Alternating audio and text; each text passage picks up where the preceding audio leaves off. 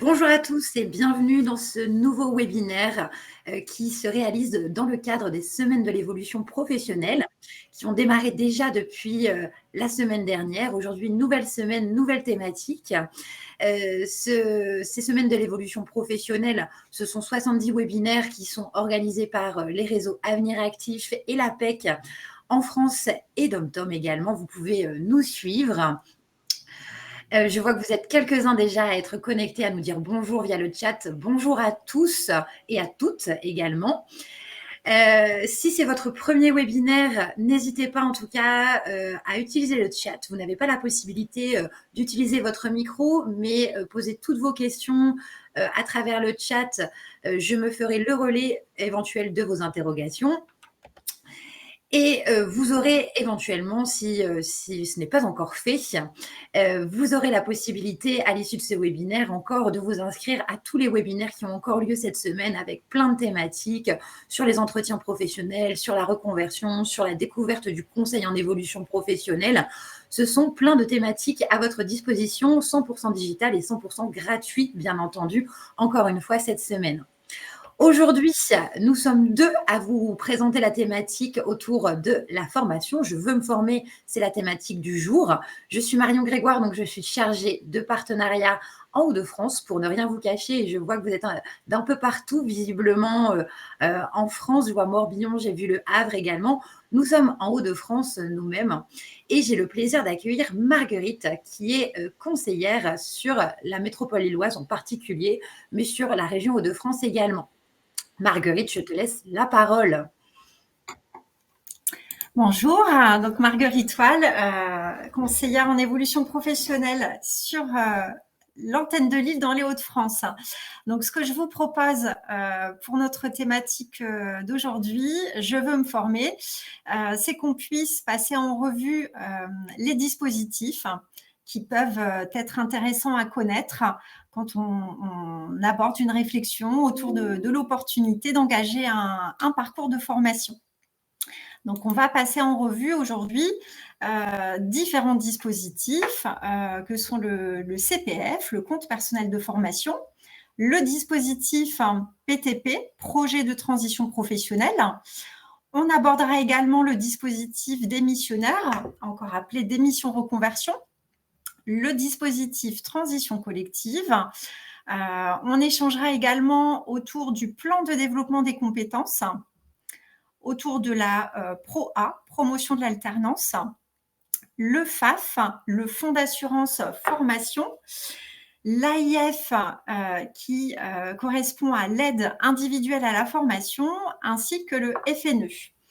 Voilà, donc en fonction de son projet de formation, en fonction de la situation de son entreprise, on peut se retrouver effectivement en position de mobiliser un ou plusieurs des dispositifs qu'on va pouvoir aborder, qu'on soit dans une logique de montée en compétences, de perfectionnement, de spécialisation ou encore dans une logique de reconversion.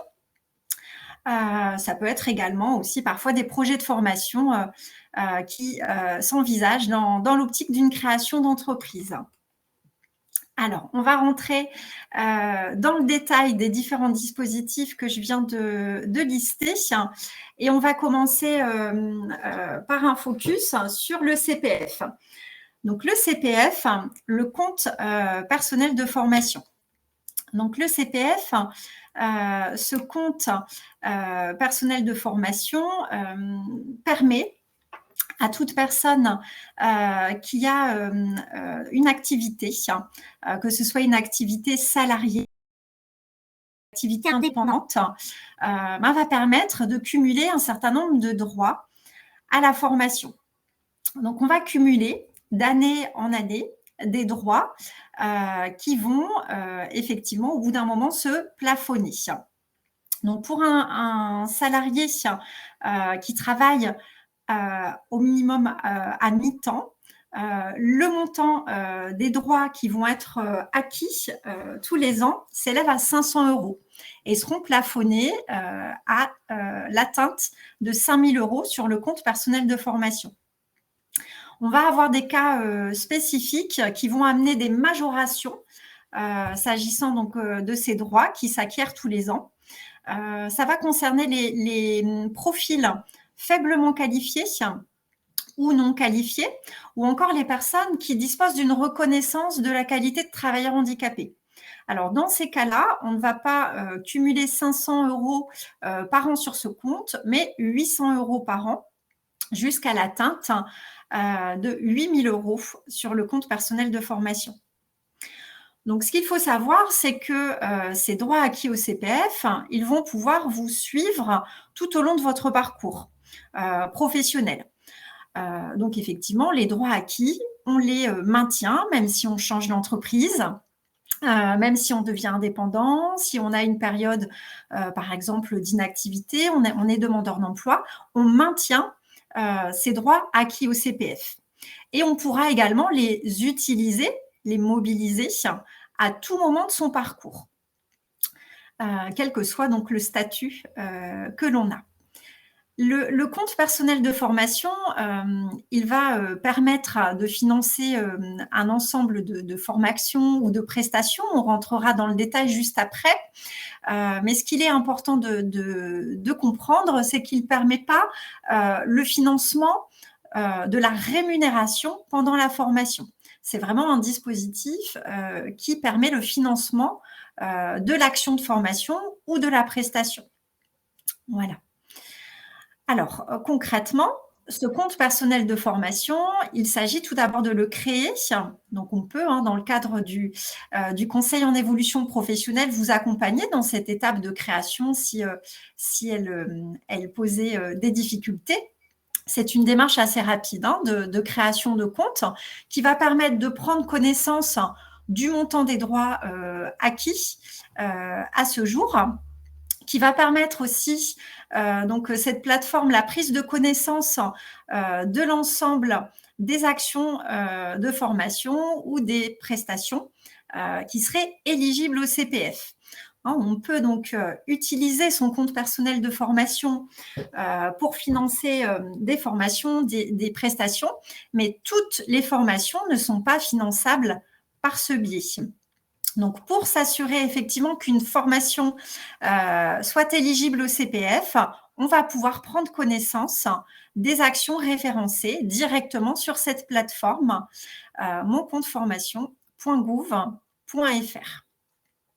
Donc, on va pouvoir prendre connaissance de ces droits, on va pouvoir prendre connaissance des actions éligibles et on va pouvoir acheter directement des actions de formation par ce biais. Alors, qu'est-ce qu'on peut finalement financer via son compte personnel de formation? Alors, on va retrouver dans les actions référencées dans le cadre du CPF des formations certifiantes, qualifiantes.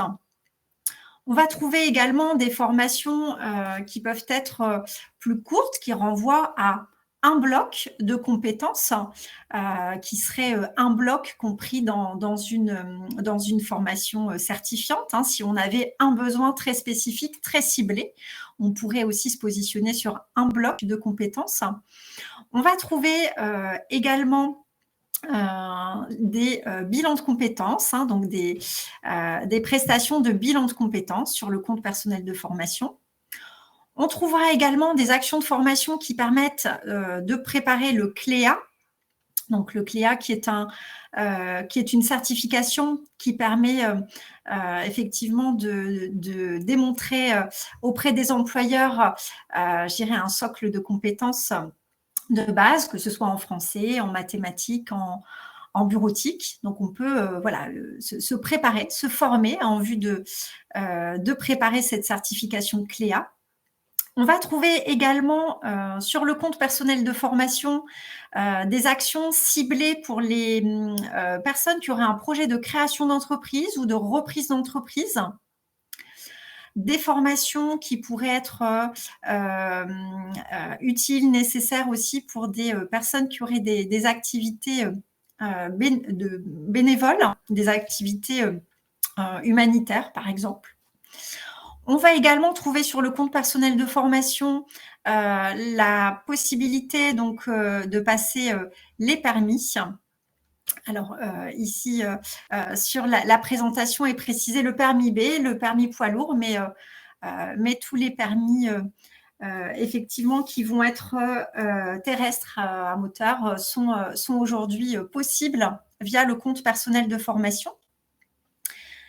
On va également, via le compte personnel de formation, pouvoir financer des actions d'accompagnement à la VAE, la validation des acquis de l'expérience.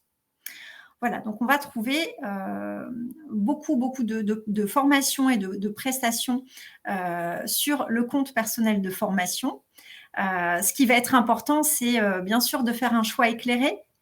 Et dans ce cadre-là, vous pouvez bien sûr être accompagné dans le cadre du conseil en évolution professionnelle pour comparer l'offre de formation, repérer les actions de formation qui seraient ou les prestations qui seraient les plus adaptées à votre besoin.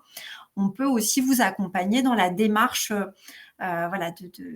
d'inscription, de mobilisation de vos droits au CPF pour concrétiser l'inscription sur une de ces actions.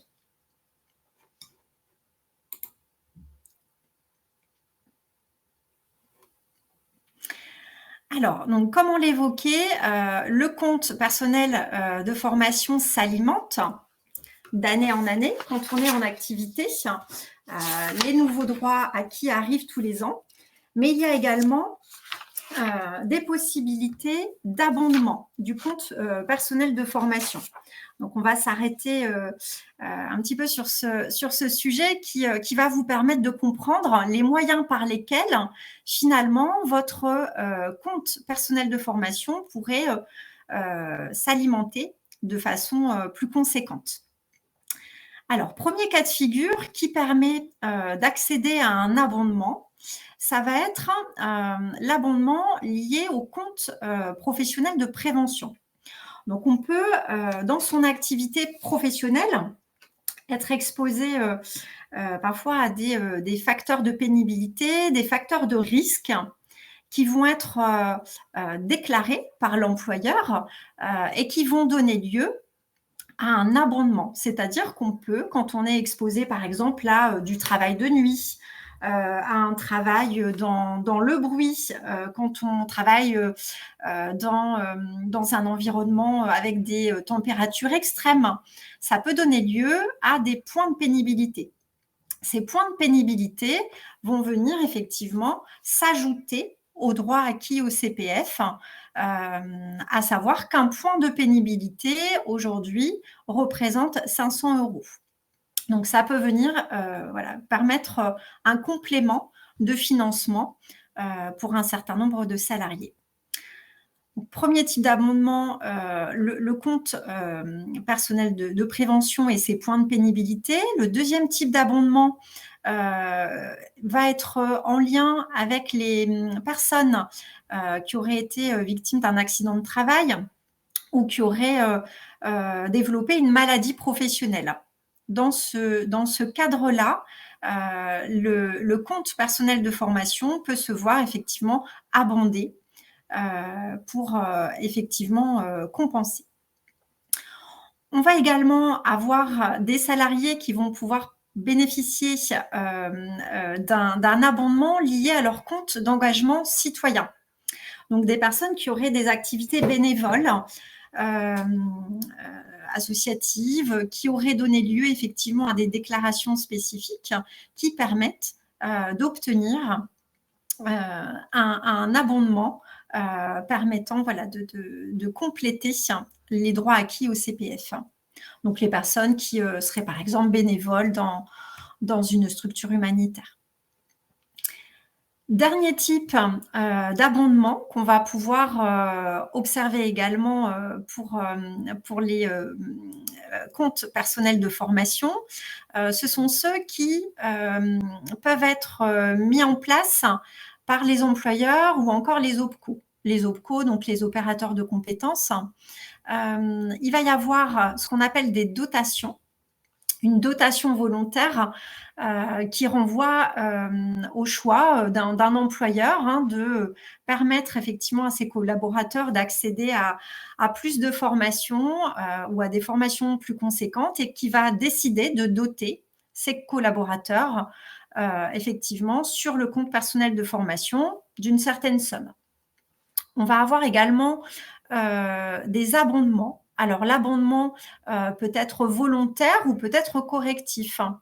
Un salarié qui aurait un projet de formation qui nécessiterait voilà, un financement qui pourrait peut-être financer partiellement ce projet de formation avec les droits acquis à son CPF, mais pour qui il manquerait effectivement une certaine somme pour financer l'entièreté, la globalité du coût de la formation, pourrait solliciter son employeur qui pourrait être effectivement en mesure de lui accorder un abondement volontaire. Donc là, c'est sur la base d'un projet de formation défini pour lequel on sollicite son employeur pour un coup de pouce via cet abondement volontaire.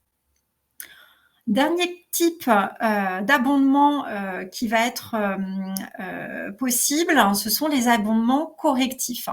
Alors, les abondements correctifs, ils vont être liés plutôt à des situations quelque part de manquement d'obligation de la part de l'employeur sur, par exemple, la fréquence des entretiens auprès des salariés, des entretiens annuels. Donc, un employeur qui n'aurait pas effectivement respecté cette fréquence d'entretien ou cette obligation de formation pourrait se voir effectivement demander un abondement correctif qui est à hauteur de 3 000 €. Voilà, donc pour vous donner une idée des abondements CPF possibles, ce qui peut venir s'ajouter à vos droits acquis crédités. Marguerite, on a plusieurs questions dans le chat qui, Oui. les participants se demandent d'une part comment je peux faire pour savoir si j'ai le droit à tel ou tel abondement, que ce soit le C2P ou la majoration si je suis en situation de handicap. Voilà, comment je fais pour savoir? Alors, quand on crée son compte personnel de formation, on va nous demander si on dispose de la reconnaissance de la qualité de travailleur handicapé. On va nous demander également notre niveau de formation. Donc, en fait, directement, au moment de la création du compte, ces deux informations vont être prises en compte. D'accord? Donc, si on est en situation de handicap, si on est faiblement qualifié, effectivement, le montant de nos droits va être plus conséquent, 800 € par an. S'agissant des abondements, alors, il va y avoir des abondements, ceux qui dépendent de l'employeur. Donc, soit c'est une volonté de l'employeur, on le disait, de doter ses salariés, auquel cas c'est quelque chose qui est annoncé par l'entreprise. Soit, effectivement, le salarié prend l'initiative de solliciter son employeur pour un abondement par rapport à un projet bien précis. Donc, ça, c'est quelque chose qui est à négocier directement avec l'employeur. S'agissant des cas de figure plutôt liés donc à l'accident de travail, à la maladie professionnelle, donc là c'est la CPAM qui va informer, notifier la personne concernée de cet abondement. Donc il faut savoir que c'est un abondement qui va avoir aussi une certaine durée. Il peut être conditionné dans le temps, c'est-à-dire qu'il faut avoir utilisé cet abondement. Alors, ça va être variable selon la situation des uns et des autres, mais par exemple, on indique à la personne concernée à qui on alloue un abondement que cet abonnement est valable pour une durée de 2 ans. Donc là, c'est la sécurité sociale qui va informer de cet abonnement. On reçoit un courrier qui nous en informe. Des questions, Marguerite, juste parce qu'il y en a eu plusieurs sur ce sujet-là. Est-ce que finalement, le CPF me suit en fonction de mes expériences professionnelles? Si je suis demandeur d'emploi, est-ce que ça s'arrête? Est-ce qu'il y a une continuité? Oui, alors il y a une continuité. Le compte va vraiment vous suivre tout au long de votre parcours professionnel. Donc, on ne perd pas ses droits si on devient demandeur d'emploi, on ne perd pas ses droits si on change d'entreprise, si on change de métier. Donc, on maintient ses droits et on peut également les mobiliser à tout moment de son parcours.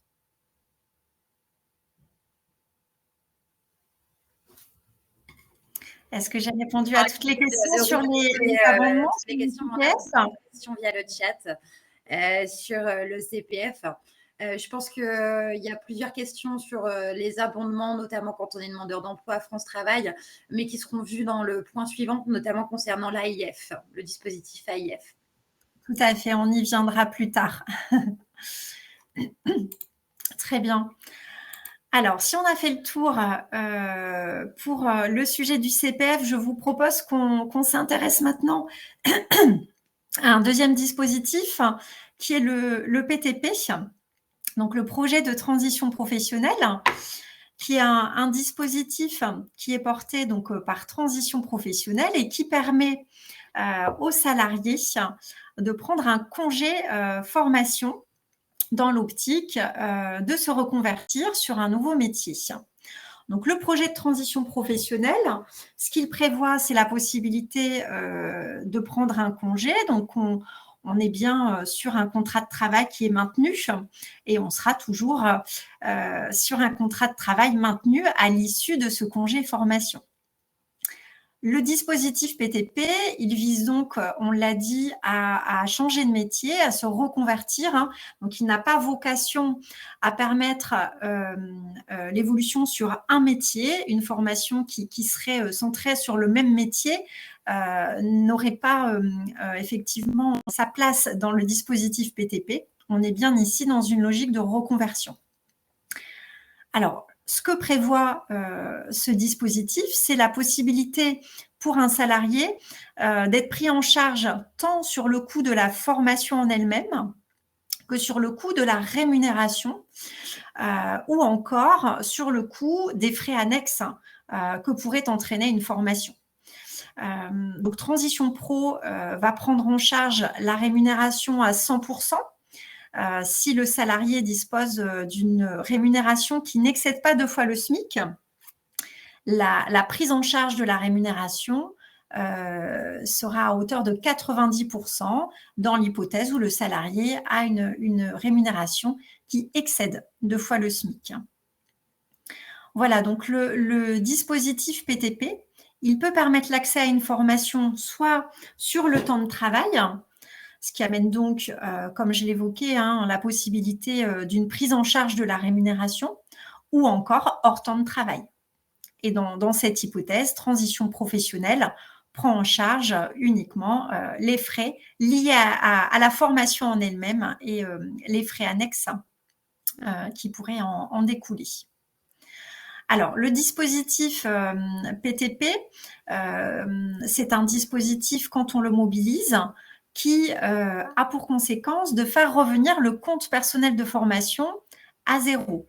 Donc, il faut savoir que si on a, par exemple, au moment de la mobilisation du dispositif PTP, un compteur CPF qui s'élève à 1 000 €, en cas de demande de PTP qui aurait abouti, le CPF reviendra à 0. Alors, on a dans le cadre de cette démarche un dossier qui est à construire, un dossier qui va être constitué de 3 volets, un qui s'adresse au salarié qui fait la demande de PTP, qui va lui permettre de s'expliquer sur la cohérence de son projet, sur la pertinence de son choix de formation, ou encore autour des perspectives d'emploi dans le nouveau métier visé. Dans le dossier, il y aura également un volet qui concerne le centre de formation que le salarié aura choisi, retenu pour son parcours, et un 3e volet est à rédiger par l'employeur du salarié qui envisage donc ce dispositif PTP. Alors, pour voilà, vous donner un élément aussi complémentaire, le dispositif PTP, il peut s'adresser donc à tout type de salariés, hein, qu'on soit en CDI, en CDD, qu'on soit intermittent du spectacle ou encore intérimaire, on peut mobiliser ce dispositif. Alors, avec des conditions d'ancienneté qui vont varier.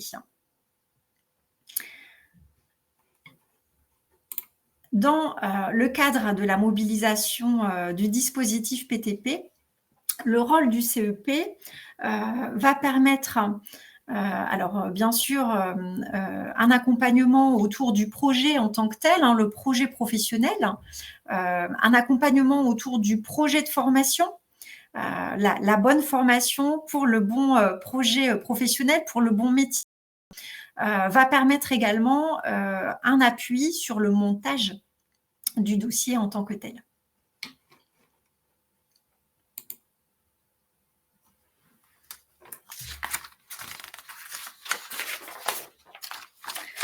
Alors, je vous propose qu'on rentre finalement un petit peu plus dans le détail du processus, que vous puissiez appréhender les étapes que requiert la mobilisation de ce dispositif.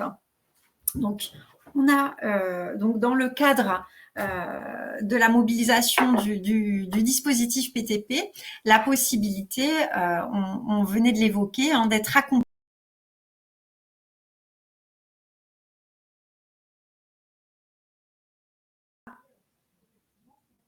Marguerite?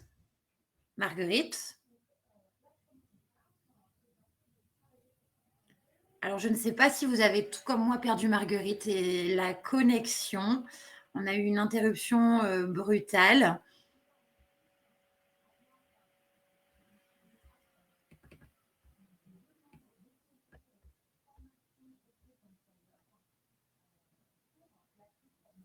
Marguerite?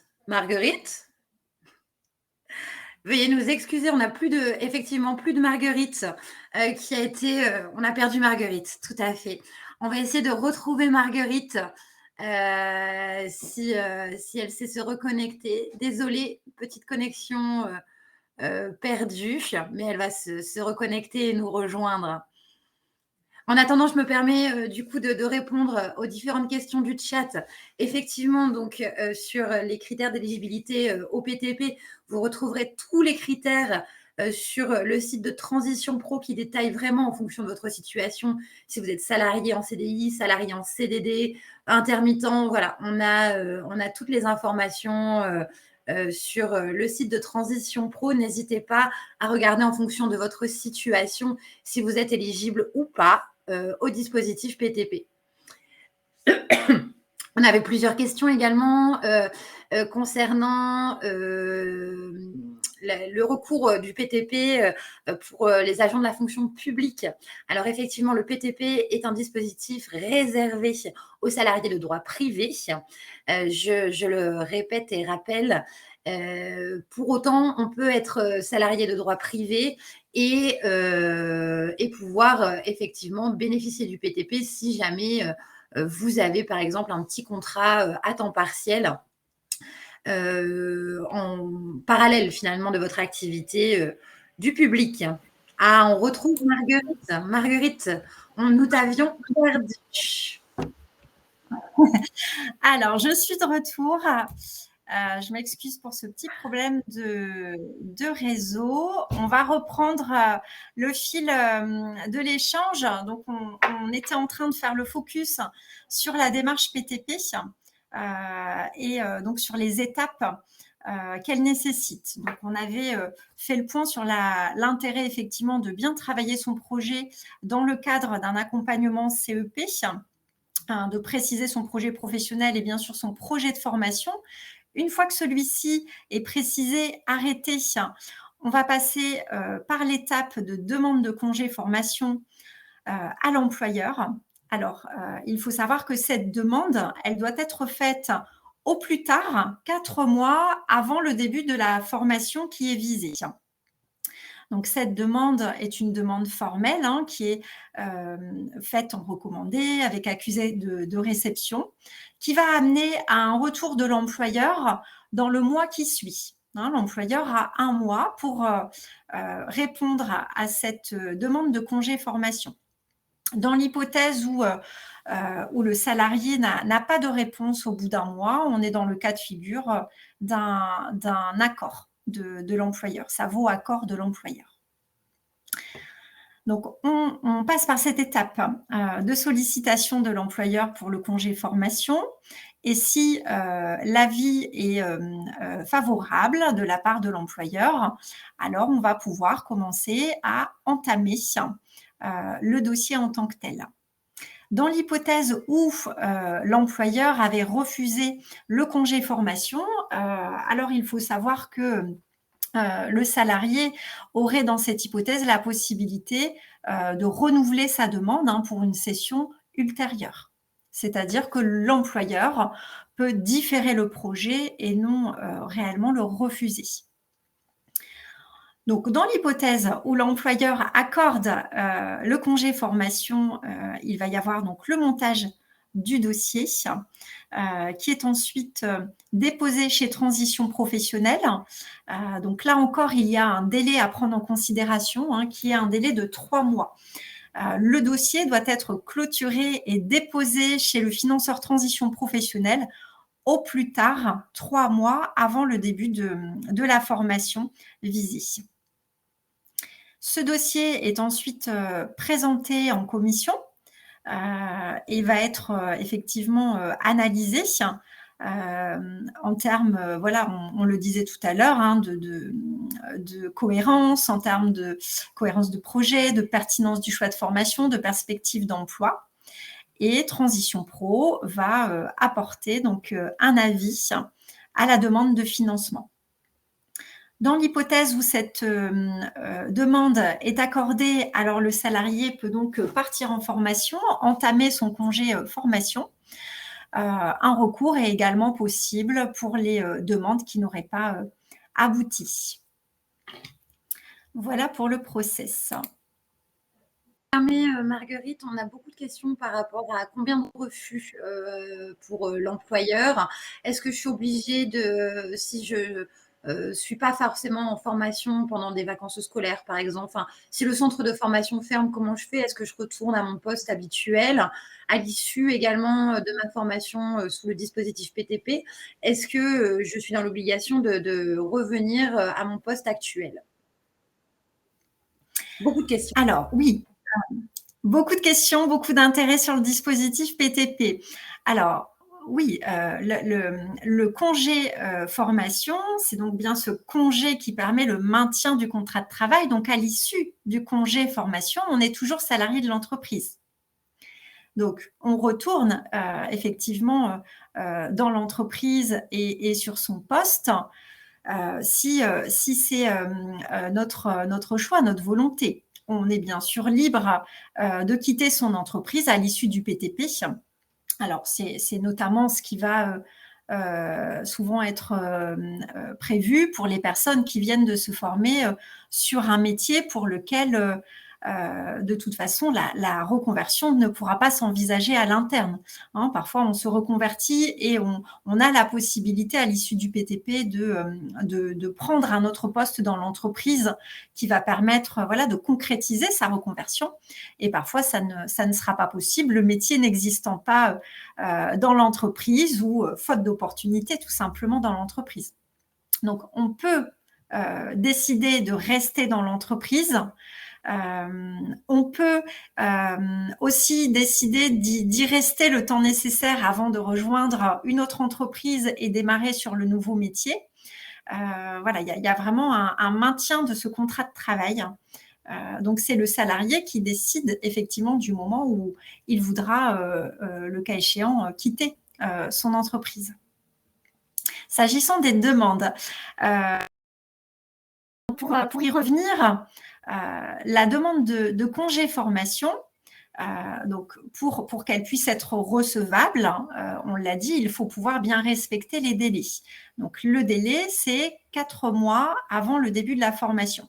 Si on a fait une première demande qui est recevable, on était dans les clous de ce critère temporel, alors oui, l'employeur peut refuser cette première demande. Il peut la refuser pour 2 motifs.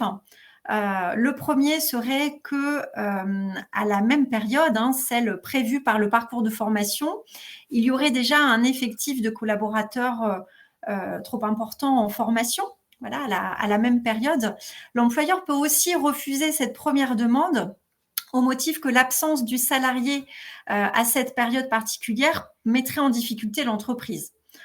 Si par exemple l'action de formation avait lieu dans la période la plus forte d'activité de l'entreprise, voilà, c'est aussi un deuxième motif qui peut être abordé par l'employeur pour refuser la demande.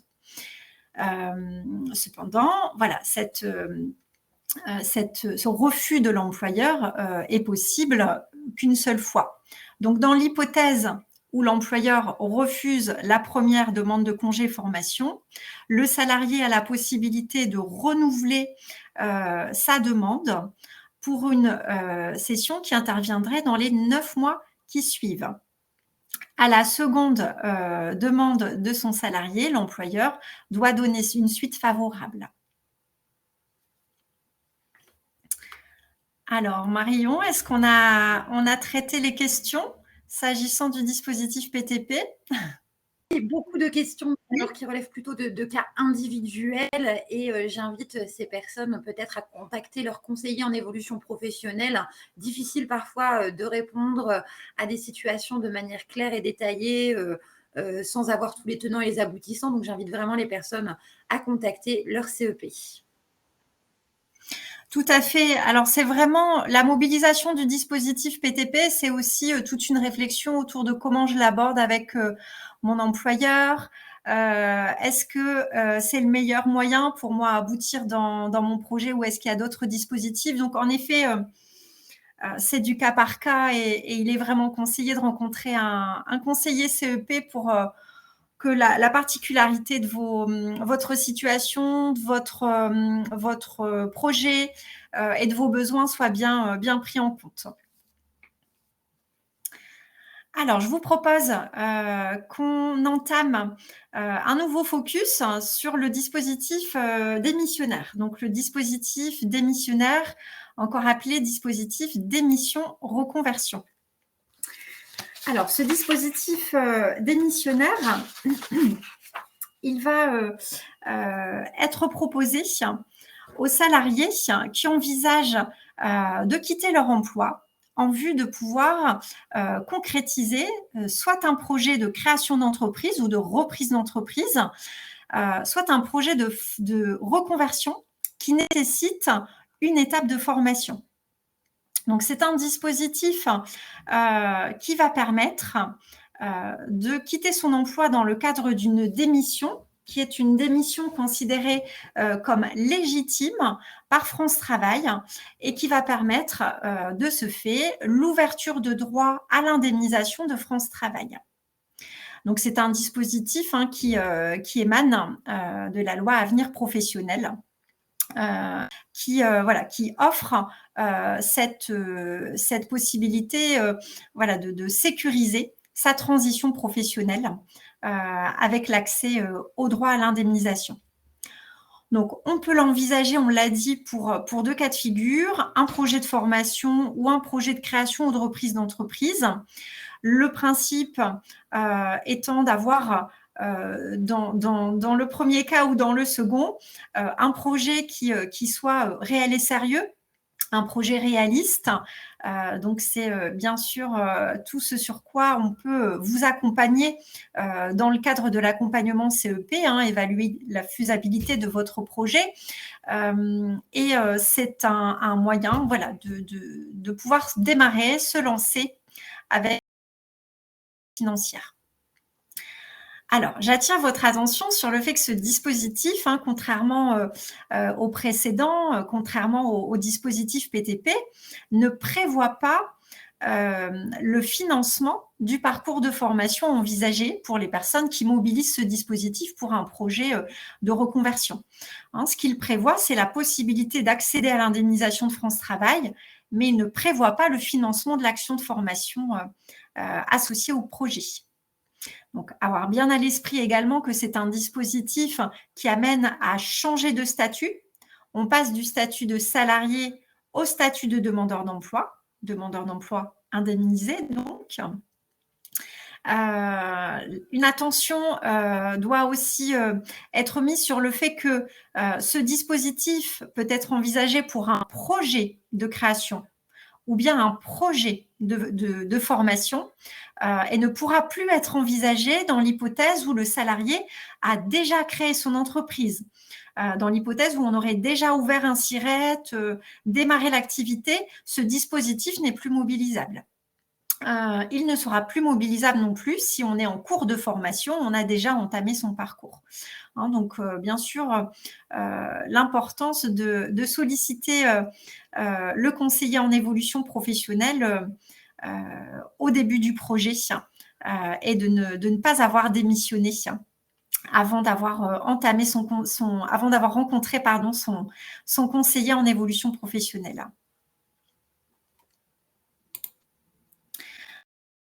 Je propose qu'on regarde d'un petit peu plus près les critères d'éligibilité à ce dispositif. Hein. Donc, le dispositif de démission-reconversion, il n'est pas ouvert à tous les salariés. Les salariés qui peuvent le mobiliser sont les salariés qui sont actuellement en CDI. Je dis bien actuellement en CDI. On peut avoir auparavant d'autres types de contrats de travail sans que ça ne pose de difficultés. Il faut être actuellement en CDI et ne pas être en période d'essai, ne plus être en période d'essai. Le dispositif nécessite également de pouvoir justifier de 5 années d'activité en continu. Donc, dans les 5 dernières années, il faut avoir eu une activité continue. Donc, comme je le précisais tout à l'heure, peu importe le contrat la nature du contrat de travail dans les précédents contrats, hein, ça c'est pas du tout problématique. En revanche, ce qui pourrait être problématique, ce sont les interruptions du type période d'inactivité entre 2 contrats, du type congé sabbatique, des personnes qui pourraient aussi avoir pris des congés sans solde en quantité. Hein, ça pose problème effectivement à partir de 30 jours de congés sans solde, ou encore les personnes qui auraient eu des jours de grève de plus de 30 jours. Voilà ce qui serait considéré comme interruption d'activité dans les 5 dernières années. En revanche, hein, je précise que un arrêt maladie, un congé maternité ou encore un congé parental ne sera pas considéré comme une interruption. Voilà. Donc, pour être éligible au dispositif, il faut pouvoir, dans les 5 dernières années, effectivement, justifier de 1300 jours travaillés en continu. Dernier critère qui va être nécessaire pour l'éligibilité au dispositif de démission-reconversion, c'est le projet. Hein, le point le plus important, le projet qui doit être réel, qui doit être sérieux. Alors, ce qu'on entend par projet réel et sérieux, donc le volet réel renvoie au fait qu'effectivement, quand on démissionne, dans le cadre d'une démission-reconversion, France Travail va procéder effectivement 6 mois plus tard à la vérification finalement de la mise en route, la mise en place du projet dont il était question. Hein. Donc, il faut que ce soit un projet réel qui se concrétise post-démission. Pour le volet sérieux, il s'agit d'être en mesure d'apporter des éléments sur la faisabilité et le caractère réaliste du projet, sur sa cohérence, sur sa pertinence. Alors, pour vous donner un exemple, pour les personnes qui auraient pour projet de mobiliser le dispositif de démission-reconversion pour un projet de création d'entreprise ou de reprise d'entreprise, fournir un business plan, fournir une étude de marché va être important pour pouvoir justifier du caractère réel et sérieux de son projet.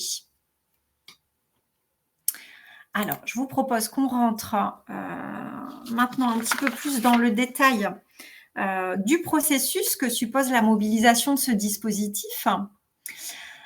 Alors, le point important pour démarrer, c'est qu'effectivement, la mobilisation du dispositif suppose cette fois, hein, c'est obligatoire, l'accompagnement au titre du conseil en évolution professionnelle. Donc, la toute première démarche, eh bien, de rencontrer un conseiller en évolution professionnelle le plus tôt possible.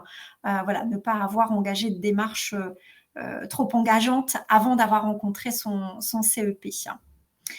Donc, par rapport au projet du salarié qui vient nous rencontrer, on va pouvoir effectivement le travailler, l'affiner, le préciser et monter un dossier qui sera ensuite déposé chez Transition Professionnelle pour être présenté en commission.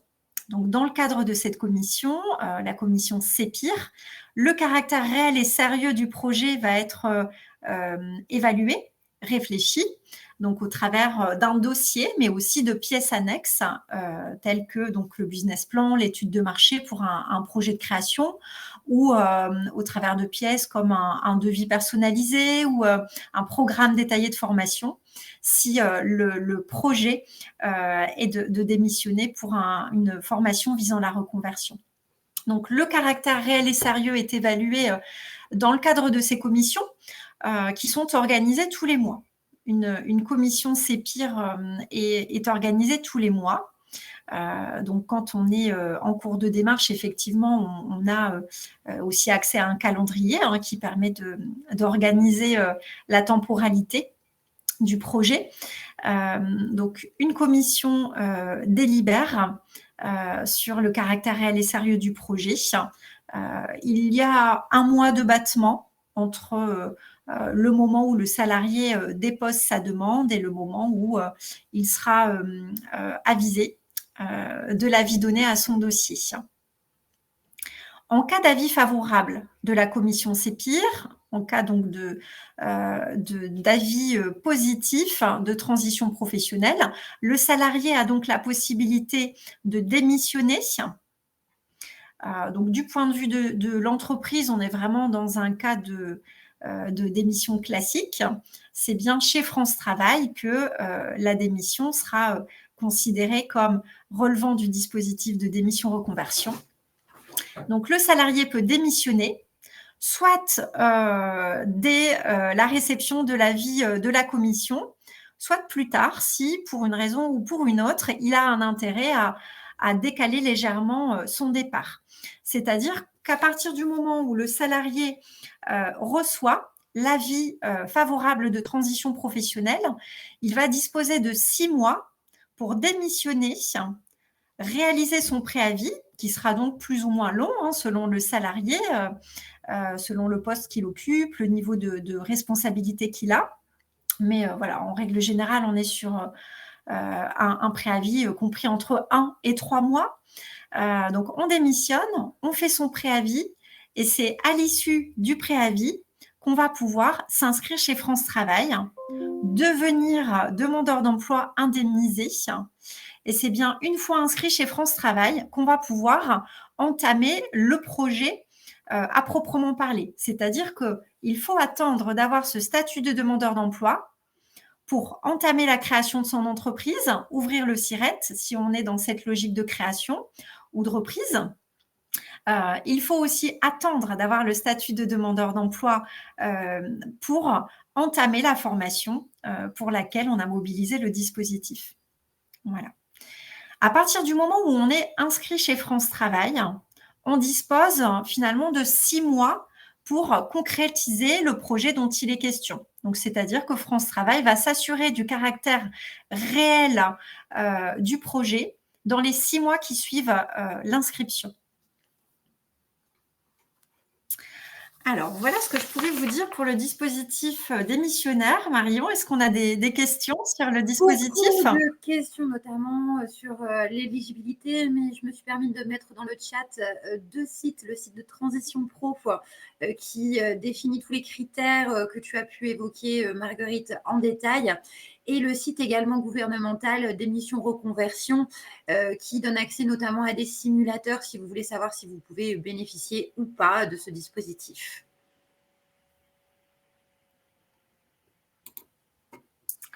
Très bien, merci Marion.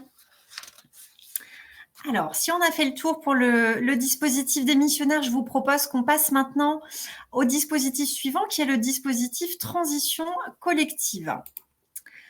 Alors, le dispositif transition collective, c'est un dispositif qui est à la main de l'employeur. Contrairement au dispositif précédent que nous avons évoqué, qui était à la main du salarié, il s'agit ici d'une démarche qui est initiée par l'employeur. L'employeur qui rencontrerait des difficultés en raison de mutations qui peuvent être liées à la transition écologique, numérique.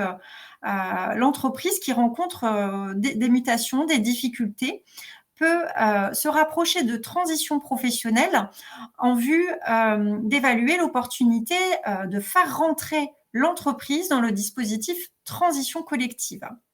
Donc la démarche, c'est l'employeur qui l'amorce, qui l'entame.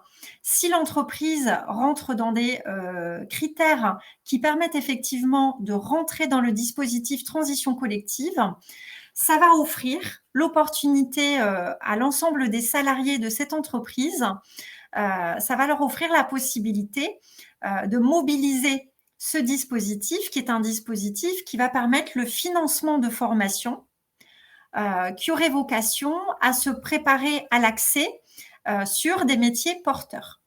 Donc, c'est vraiment cette idée de pouvoir se former, aller chercher des nouvelles compétences pour pouvoir aller vers un métier qui va être plus porteur, plus en tension.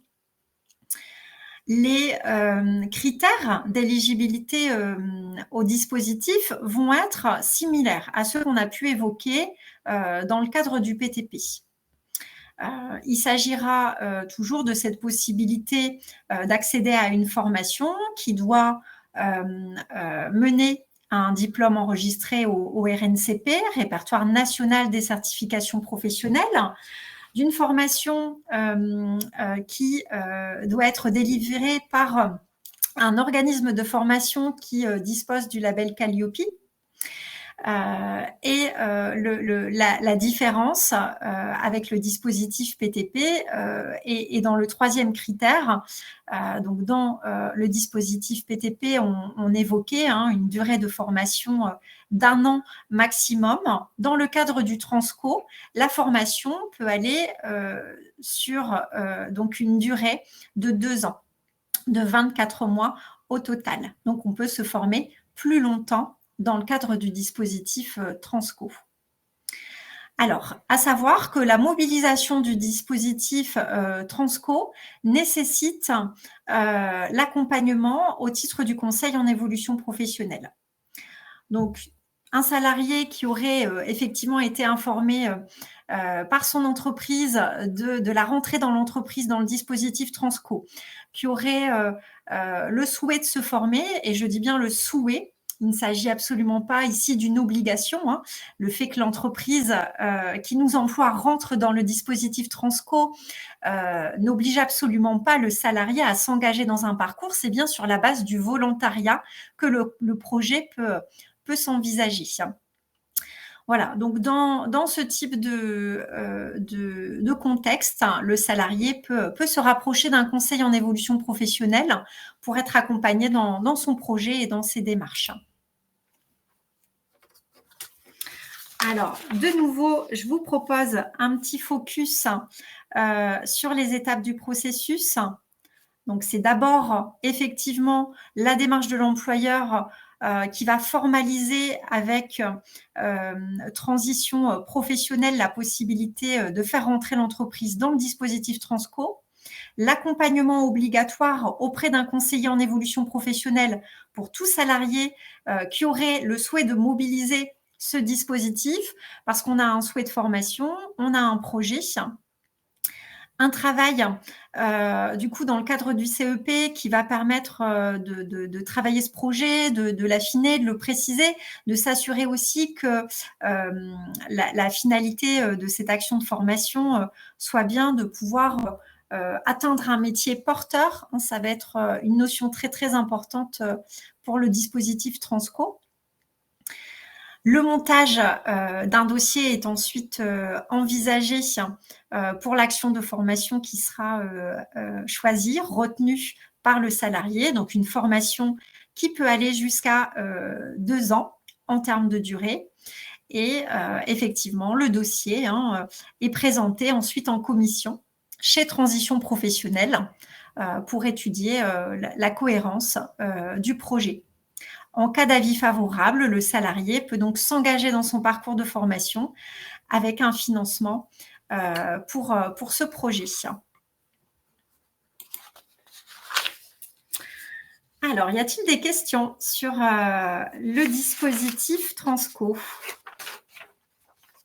Pour répondre à Jennifer, non, il n'y a pas de répertoire qui liste les différentes entreprises bénéficiant du dispositif. L'idée, c'est vraiment que si vous êtes concerné, vous êtes informé de toute façon par votre entreprise de la mise en place de ce dispositif dans l'entreprise et de savoir si votre métier est concerné ou pas.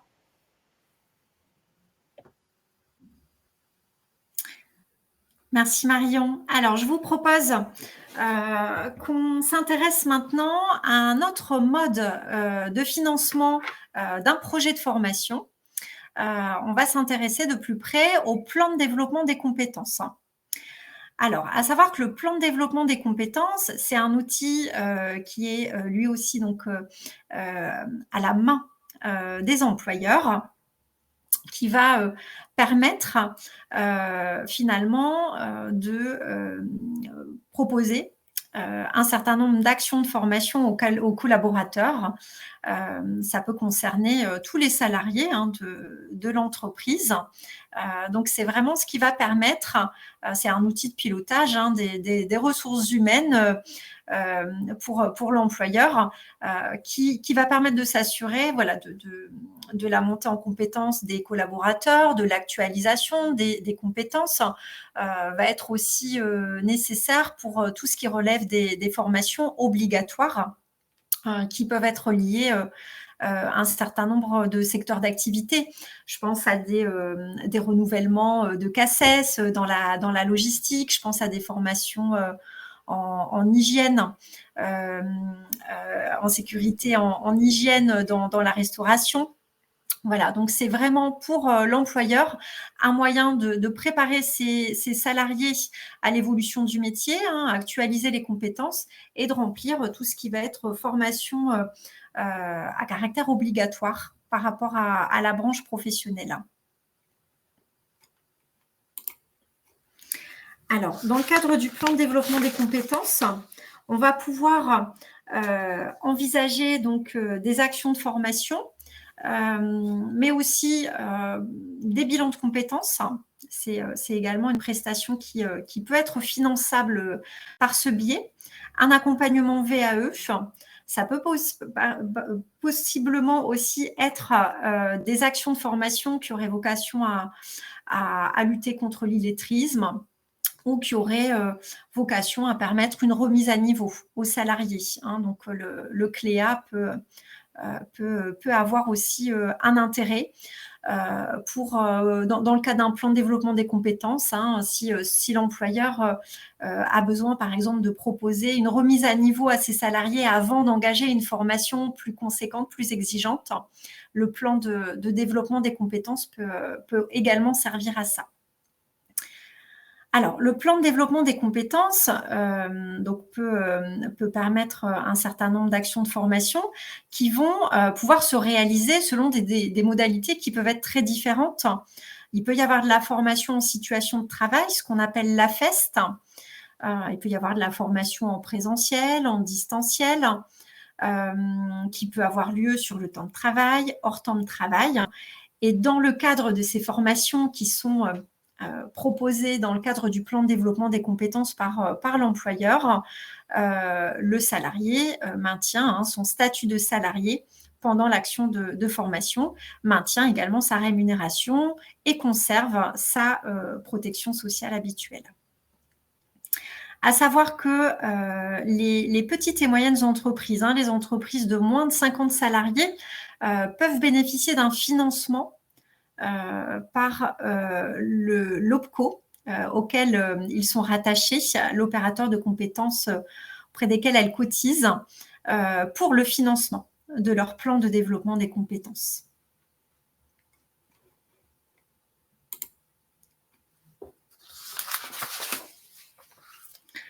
Est-ce que le plan de développement des compétences soulève des questions parmi notre public? Non, non, non, je pense que beaucoup attendent la suite, notamment l'AIF, le financement AIF.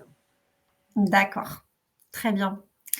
Alors, on va poursuivre avec la promotion de l'alternance, le dispositif Pro-A, qui est un dispositif qui peut être intéressant pour les salariés qui ont été recrutés par une entreprise, qui projettent l'évolution dans cette entreprise et qui ont besoin pour ça de monter en compétences, d'aller chercher un nouveau diplôme.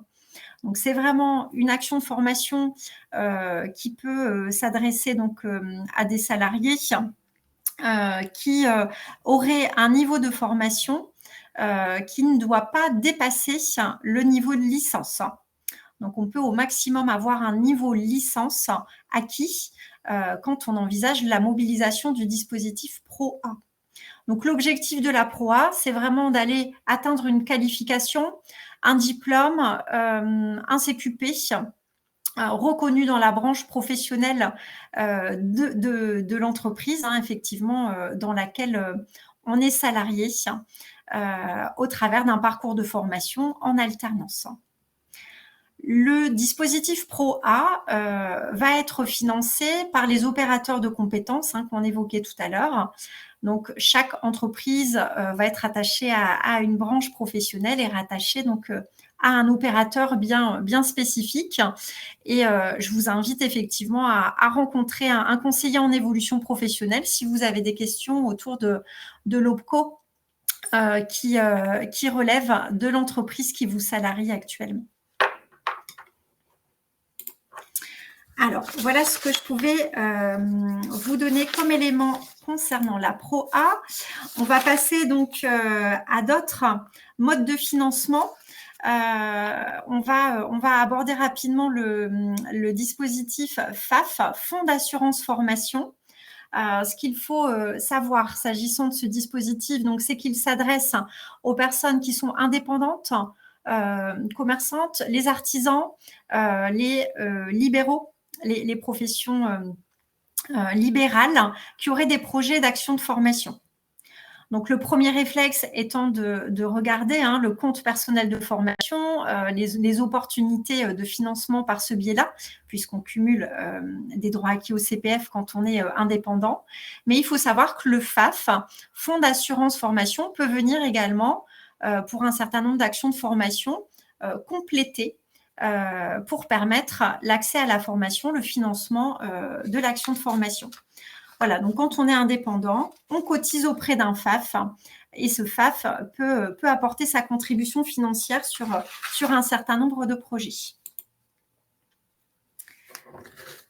Alors, je vous propose qu'on aborde maintenant l'AIF, l'aide individuelle à la formation, qui est une aide qui peut être délivrée par France Travail, qui va donc être possible pour les demandeurs d'emploi.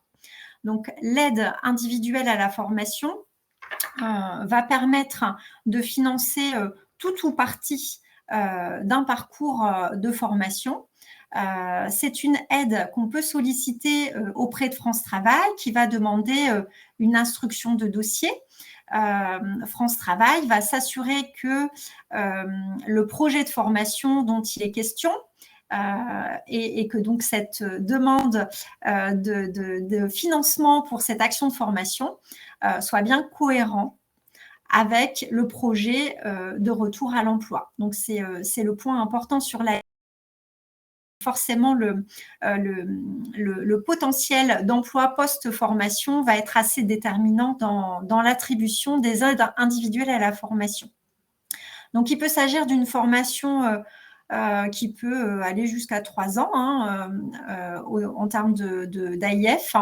On peut avoir des actions de formation en présentiel, en distanciel, qui peuvent être financées via cette aide individuelle à la formation. Donc là, vraiment, à retenir, il s'agit exclusivement des personnes demandeurs d'emploi et il s'agit d'une aide qui est vraiment sur demande, qui passe par une instruction. Est-ce qu'on a des questions, Marion, sur l'aide individuelle à la formation ? Oui, il y a eu beaucoup de questions en amont, mais je pense que tu as répondu à la majorité des questions. Juste des doutes quant au potentiel de financement via ce dispositif AIF. Mais effectivement, l'AIF vient finalement, petit conseil, finalement, chaque région finance un programme de formation. Renseignez-vous auprès de votre région quelles formations sont financées, puisque c'est déjà le droit commun, finalement, ce droit commun qui va intervenir avant de mobiliser et de solliciter auprès de votre conseiller France Travail une demande AIF.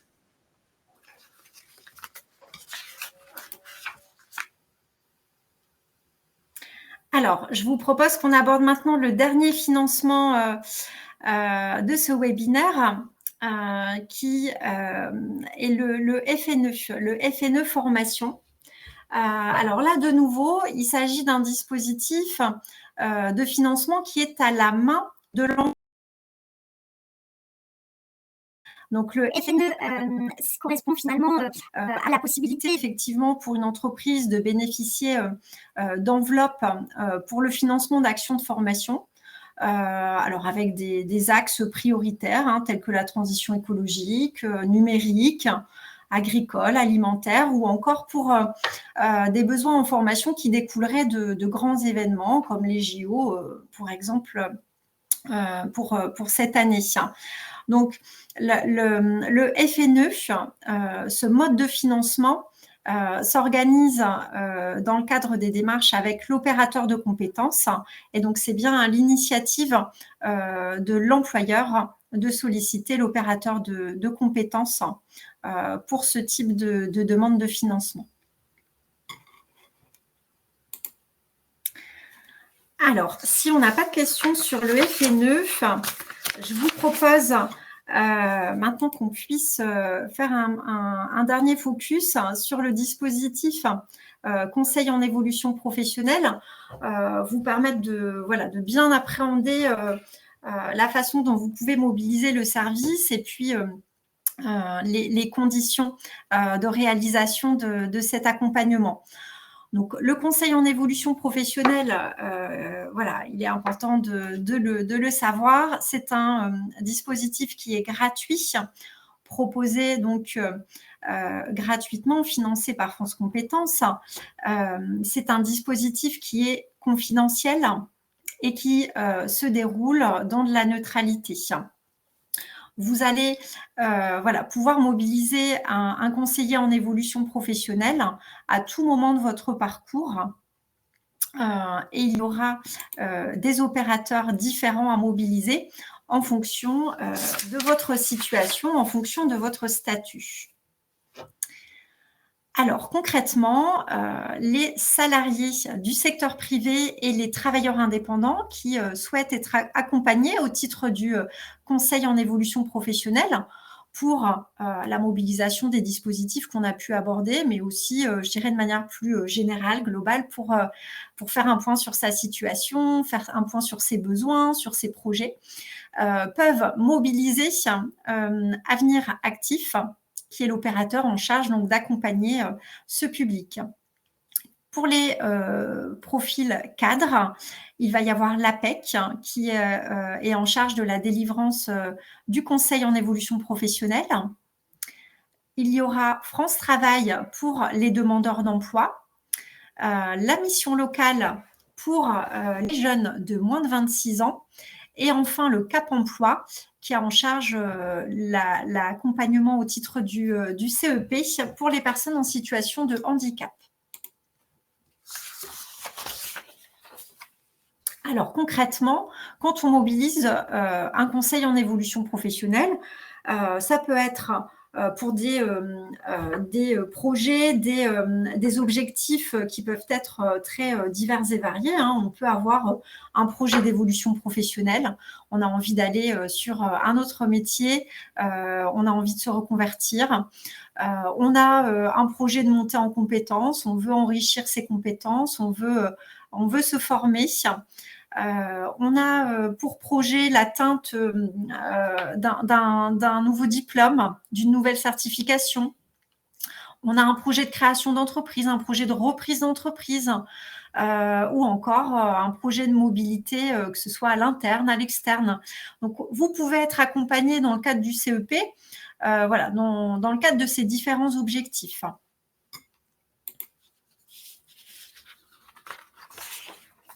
Concrètement, l'accompagnement CEP, quand on mobilise le dispositif CEP, ce qui est proposé en premier lieu, c'est un rendez-vous qu'on appelle l'état des lieux partagé, qui va permettre de faire le point sur la situation de la personne, de faire un point sur sa demande, sur ses besoins, un temps d'échange pour faire le point sur sa situation. Ça aussi l'accès à un premier niveau d'information. On peut venir rencontrer son CEP parce qu'on s'intéresse à un métier, mais on a besoin d'infos sur les débouchés, sur les modes d'accès, sur finalement les moyens qui permettent voilà, de se reconvertir dans ce métier. Ça peut être de l'info sur de la formation.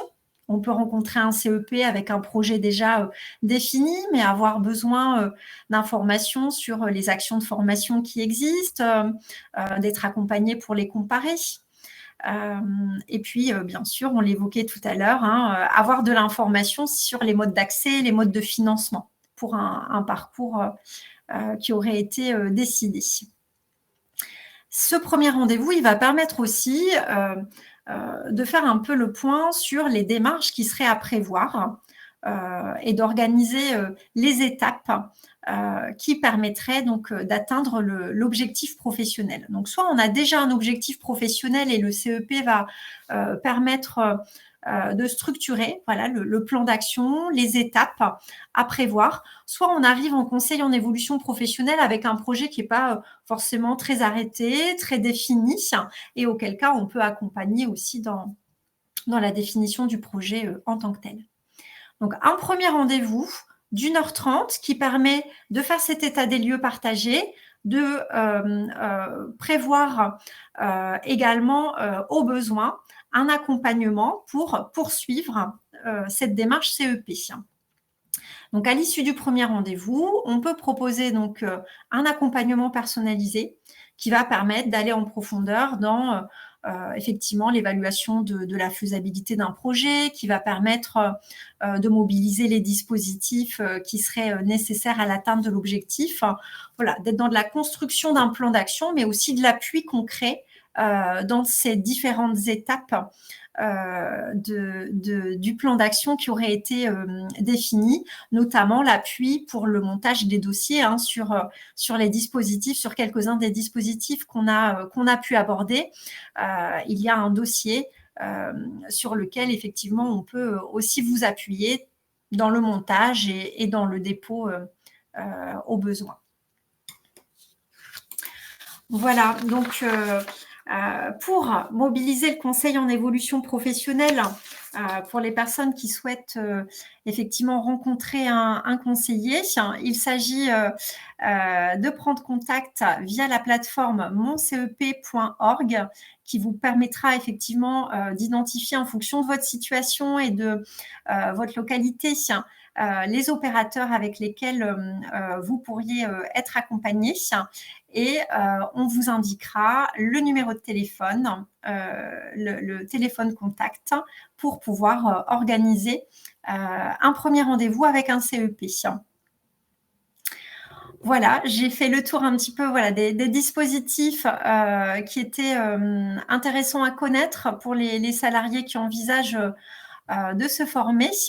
On a pu reprendre ensemble les moyens qui sont à privilégier pour vous permettre de prendre contact avec un conseiller en évolution professionnelle. Voilà, ce qui est important, c'est que vraiment vous ayez à l'esprit que c'est bien de le rencontrer, le CEP, assez tôt dans le processus, être appuyé, accompagné dans sa réflexion, mais aussi dans le plan d'action qui sera retenu. Voilà, donc n'hésitez pas à venir vers nous au besoin. Marguerite, et désolée à tous pour ces quelques minutes, mais il y a eu beaucoup de questions et c'est pour ça qu'on s'est permis de faire quelques arrêts sur image pour donner quelques précisions. Ce webinaire était en premier niveau d'information. Il y a des questions encore sur le chat sur est-ce que je peux mobiliser mon CEP sur la réflexion autour de la définition de mon projet professionnel. Oui. Il y a des questions en lien avec la reconversion. N'hésitez pas à venir cette semaine. Il y aura des webinaires dédiés sur le sujet de la reconversion si vous voulez aller plus loin. Là, on s'est permis de faire vraiment un grand panorama des différents dispositifs. Il en existe d'autres qui ont été cités sur le chat également. Encore une fois, n'hésitez pas à vous inscrire sur les webinaires de cette semaine avec des focus sur des sujets précis ou à consulter directement votre conseiller en évolution professionnelle. Un grand merci à tous pour votre participation aujourd'hui. Au plaisir peut-être de vous retrouver sur de prochains webinaires à venir cette semaine. Et belle fin de journée à tous. Bon appétit également. Bonne journée à tous. Au revoir.